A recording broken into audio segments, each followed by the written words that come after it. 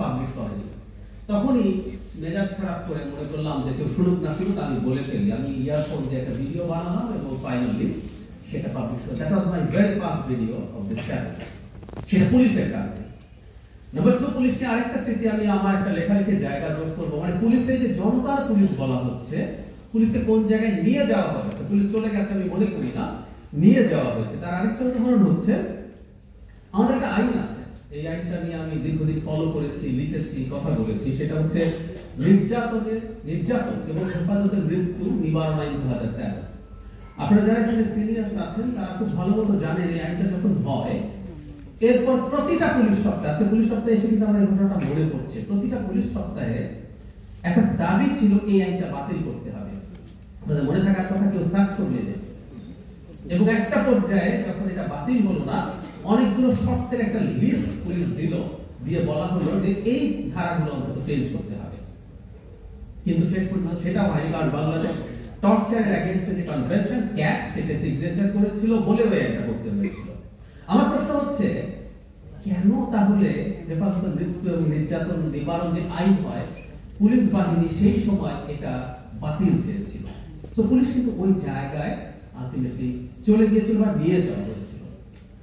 So পুলিশের দিক থেকে আমি একটা জিনিস খেয়াল করেছি, সেটা হলো মানুষদেরকে আদর করা হয়েছে এবং মানুষদেরকে ডিহিউম্যানাইজ করা হয়েছে।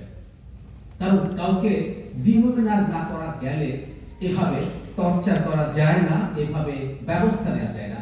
এবং একটা খুবই ফার্সিক্যাল বাক্য মনে হয় ওই আইনটার মধ্যে নির্যাতনের সংজ্ঞা দেয়া আছে। সংজ্ঞার মধ্যে বলা হচ্ছে নির্যাতন অর্থ শারীরিক বা মানসিক কষ্ট দেয় এমন কোনো নির্যাতন। মানে পুলিশ চাইলে কাউকে মানসিক কষ্ট দিতে পারে না।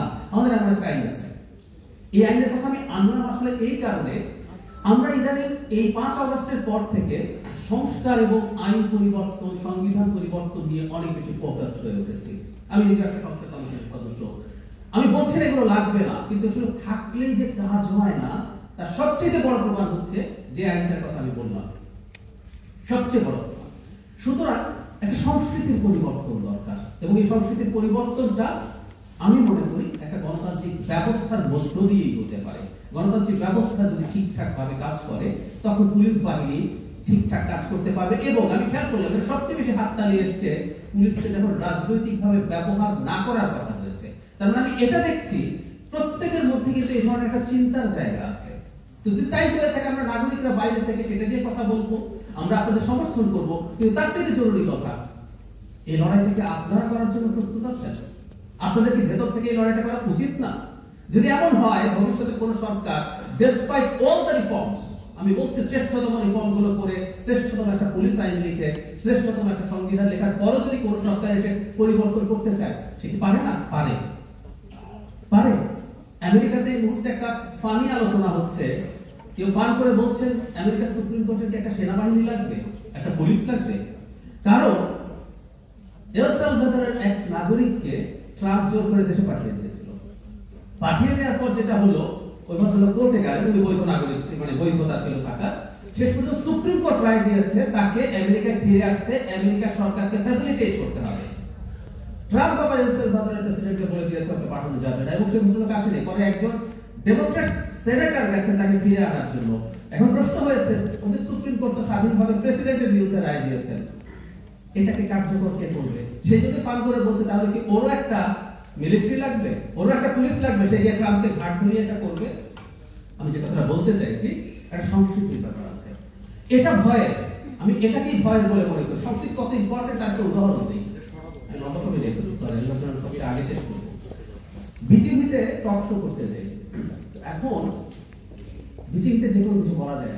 আমি সরকারের প্রশংসা করি, সব সমালোচনার পরও বলছি, কিন্তু আমি দেখলাম বিটিভি আমার প্রেজেন্সে একদিন, নাম বলছি না, সরকারের প্রেস টিমের একজন এসে বিটিভি কে বলছে বাজারে জিনিসের দাম বেশি, ওটা বেশি, সেটা বেশি, আপনারা এগুলো নিয়ে রিপোর্ট করছেন না কেন?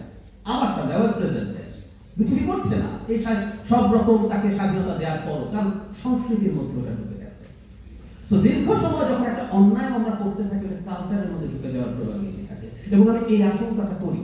এবং কালচারের সবচেয়ে বড় প্রবলেম হচ্ছে কালচার পাল্টাতে সময় নেই। আমরা এই সময়টা দিতে প্রস্তুত আছি, আমরা ওই লড়াইটা দেখতে চাই, আমরা বাইরে থেকে ফাইট করতে চাই এবং আমরা দেখতে চাই যে আপনারা আসলে এই বাধাটা তৈরি করছেন। আমি সম্ভবত সেই রেয়ার মানুষদের একজন যারা অত্যন্ত বিপজ্জনক সময় আমি নিজে আত্মতৃপ্তি বোধ করি, খুবই টাফ একটা সময় পুলিশের পক্ষে কথা বলেছি। 5 আগস্টের পর 5 বা 6 দিনের মাথায় আমি আমার চ্যানেল থেকে একটা অ্যাপিল করেছি যে মানুষগুলো অনেকেই ভুল করেছে, কিন্তু দিনের শেষে এরা আমাদের পরিবারের মানুষ, প্রত্যেকের পরিবারের মানুষজন আছে, তারা এই কাজটা করেছে, এখন তাদের সাথে আমাদের একটা রেকনসিলিয়েশন দরকার এবং আমি বিশ্বাস করি সেটা আমরা করতে পারবো। আমরা জনতার একটা পুলিশ পাবো।